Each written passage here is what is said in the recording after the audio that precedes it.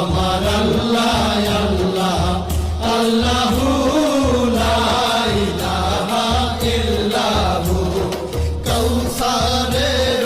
মালিক আপনি নবীদের সরদার